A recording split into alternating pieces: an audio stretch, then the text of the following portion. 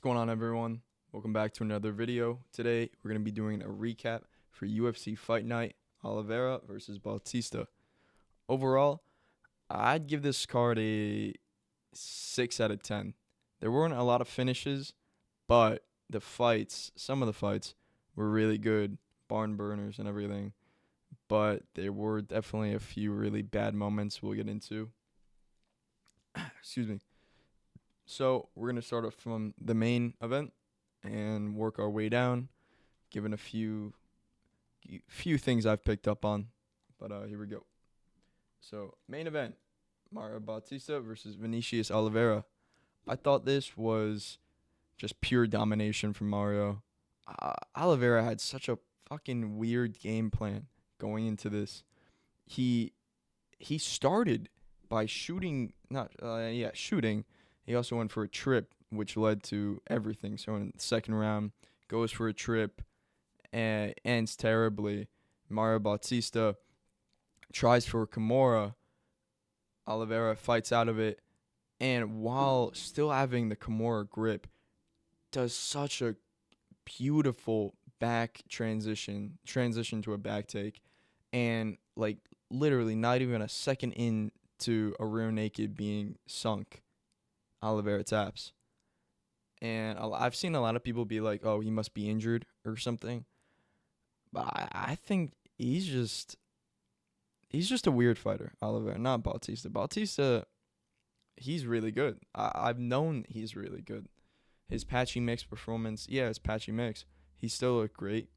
The Umar fight, Umar is probably gonna be future champ. You know, that's a future champ. And he dropped Umar in the second round. Flash knockout, but still dropped him. So I take that loss with a grain of salt, you know. But yeah, no, this was just pure domination. I think Oliveira did shoot a takedown once and get it, but right away Bautista reversed it. It was a beautiful reversal too. Yeah, he looked at the beginning of the round too. He looked like he gassed Vinicius. But yeah, Bautista, just pure domination on the ground. Even the stand up, we didn't get to see a lot of stand up, but it was awesome. He calls for a rematch against Corey Sandhagen. Fuck it, I'd say give it to him. I would love to see.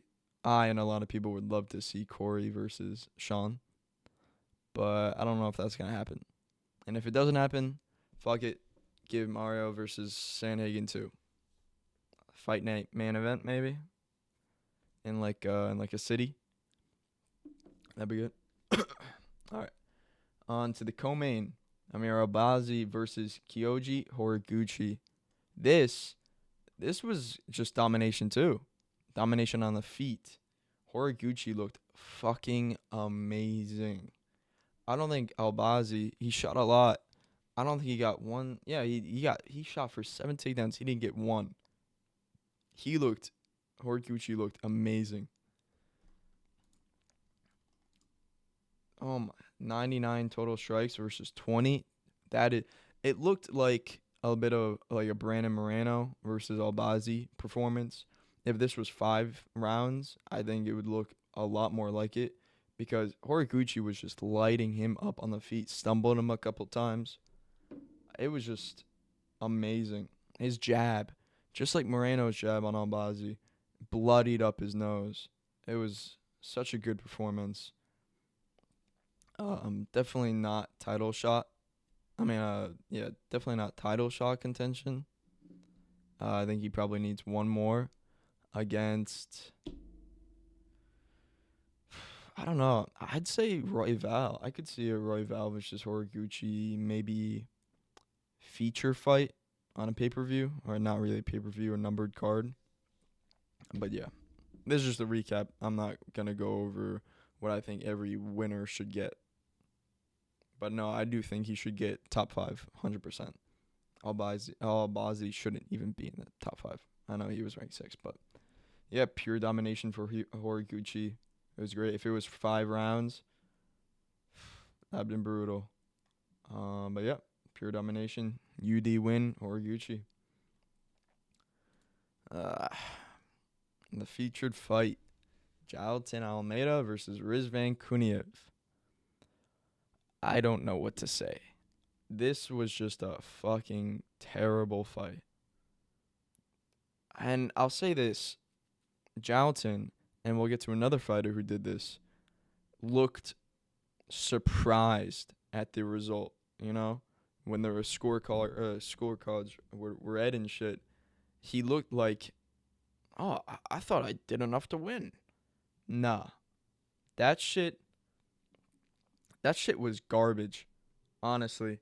Almeida shot takedowns literally less than 5 seconds into the entire fight in the first round. Shot a takedown.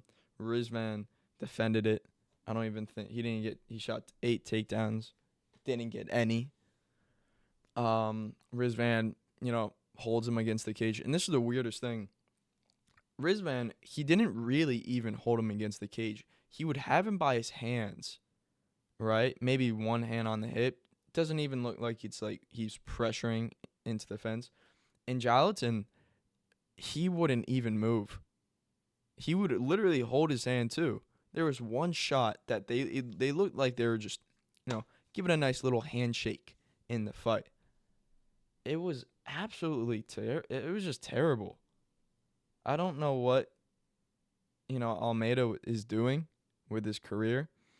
If he isn't fighting, I wouldn't say it can, but if he's not fighting someone, if he's fighting someone that could defend themselves and, you know what I mean, stuff takedowns, it's just a snooze fest. Rizvan, just give it to him because he did more, he threw more strikes. Yeah, there's not a lot to say. It's a clear 30-27 performance by Rizvan Kuniev. Jailton, I'd say cut him, honestly. I don't think he deserves a spot on the roster. But then again, heavyweights are not good. Yeah, I guess this fight is a demonstration on what the heavyweights usually look like. So yeah, 30-27 performance by Rizvan Kuniev. It is what it is. Now this fight, Mikhail Olivjacek versus Marc-Andre Barrieu. It was a good fight. It was, like I said in my prediction video, this is the fight I was wanting to watch the most. And I did say it was the Battle of Marauders. I'll stick with that. I was thinking in the middle of the fight, why did I say that? Mikhail, I wouldn't say he's a prospect. A lot of people think he beat Khalil, but he's looking really good. And he did look good. He did win. But man, I was a bit surprised that it went to the decision. Marc-Andre Barrieu looked like he was just getting teed off on in the first round. Stumbled him. It wasn't a knockdown, but stumbled him badly. And then in the second round, sorry, Marc-Andre, he's not good with distance, right? Mikhail, he was good with leg kicks.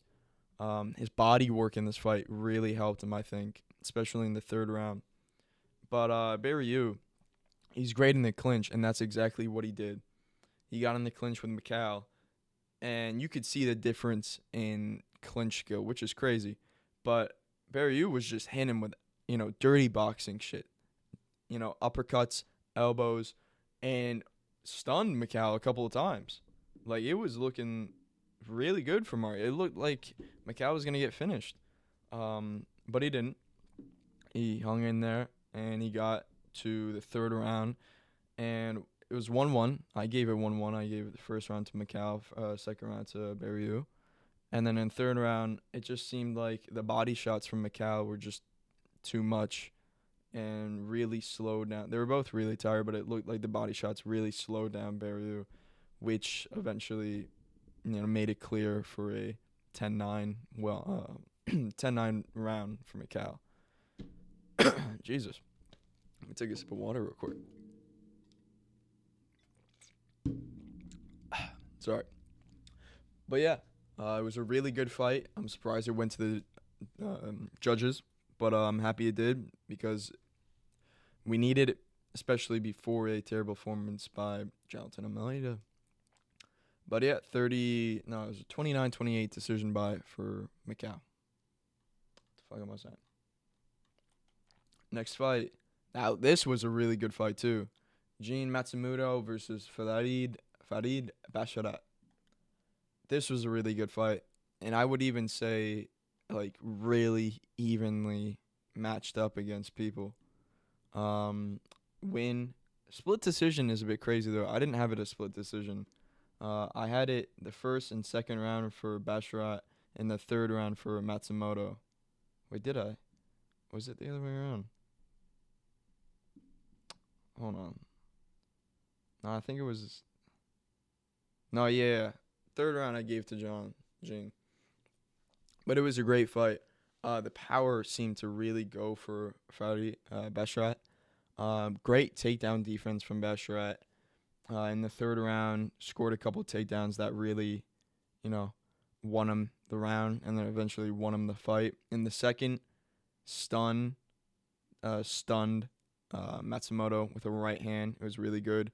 He just seemed like he was in a flow state at one point. His distance management, the leg kicks, his footwork, it was really good too. And then he even stunned him in the first round too. And then Matsumoto just turned into a bit of a dogfight in the third round. Really intense pressure. But yeah, like I said, it was the takedowns that won him the fight. But yeah, I still gave the third round to Matsumoto. So clear 29-28 victory for Farid Basharat. I'm butchering these names. I'm sorry. But yeah, good fight. On to the next. Yes. Dustin Jacoby versus Julius Walker. I called it. Dustin Jacoby. I will say I did call him by a first round KO, but it's okay. Second round TKO. It was a bit of a weird one too. A bit of a referee situation. Really nice, crisp 1-2 down the pipe. Stunned Julius Walker. And it looks like the ref is stepping in. He literally made contact with Jacoby and stepped in, but he didn't raise a hand. And Jacoby, who trained with Julius Walker, doesn't want to give him more damage, was kind of protesting, which gave, I think, in my mind, gave Walker a bit of a time to be like, oh, okay. But no, he couldn't recover and just tried to survive. Did a really good job trying to survive. The first round was to Walker, actually. He did a really good job with the takedown and just clear domination on the ground for Walker. Yeah, but a lot of people are like, oh, why didn't he shoot a takedown? I don't know. I just don't think he's that good. And I think Dustin Jacoby is that good. So yeah, that's why I had him by TKO. But yeah, I think this was performance of the night along with Mario Bautista. Very worthy. Not a lot of finishes on this card, but yeah, good fight while it lasted. Alex Morono versus Daniil Donchenko. This was, I wouldn't say crazy. In my mind, a bit lackluster. Because I thought Daniil was going to go in there round one against Morono, who's, he's a crafty vet. That's what a lot of people think. And he is. Been in the UFC for a bit. But I and a lot of people thought Daniil was just going to go in there and obliterate him. And he did. Obliterated his legs. Scored a knockdown. Looked like he was about to finish him in the first round. But wow. I'll give him this. Morono is fucking tough. I actually think he has 2 knockdowns. I think, in my mind, this should be 2 knockdowns because I'm pretty sure in the second round knocked him down via a leg kick. And it looked like Daniil, I don't think this was part of his game plan. I think he saw Morono was wearing a knee brace, and he saw that and was like, I'm going to target that. And that's what he did. And yeah, it just absolutely destroyed his legs. Crazy to me that this went to a decision, but clear 30-27 for Donchenko. Reminds me of a welterweight Fiziev. or not really Peter Yan, but yeah, physio. They train together, so it makes sense. But yeah, 30-27. And then we got the Dodo Bird versus Nikolai Valentinnikov. This was a crazy knockout too. Starts off with a right hand, stuns him, and then he's kind of hunched over, and then Nikolai gives a knee, stuns him even more, and I think that's when he was out, and he just stood there, took a couple punches, ref stepped in, and then right away he protested it, but he literally just stood there with his hands down. He was out. Once he rewatches it, he's gonna be like, "Oh fuck yeah, I was out." But I mean, yeah, I guess Price wasn't looking that bad before the KO happened. He's tough. Good leg kicks from Nico. Nikolai. And then Price, wasn't bad countering. But I think it's his time. Time to go. But yeah, good performance. Definitely wasn't 100K worth. Actually, yeah. I don't know. Maybe it was. I don't know. I'm happy they gave it to Jacoby and Bautista. Bautista definitely deserved it. But yeah. Next one. Oh my fucking god. Get this. I don't even want to talk about this shit. This shit was terrible. And it's not a robbery. It's just fucking disgraceful. Bruna Brazil versus Caitlin Souza. Just holding against the cage. I think this and the Almeida fight had a combination of 8 separations. What the fuck are we doing? What are we doing in this sport? 8 separations? That's fucking terrible. I think maybe in one fight night card or something, there is at least 1 separation. 4 separations in a fight? It's fucking terrible. And in my opinion, there is no way that there was 65 strikes. I don't know. There's no way they. No. Yeah. Yeah, this is more like 11. It was just fucking terrible. Bruna Brazil, good first round. Gave it to her. Second and third, clears Souza.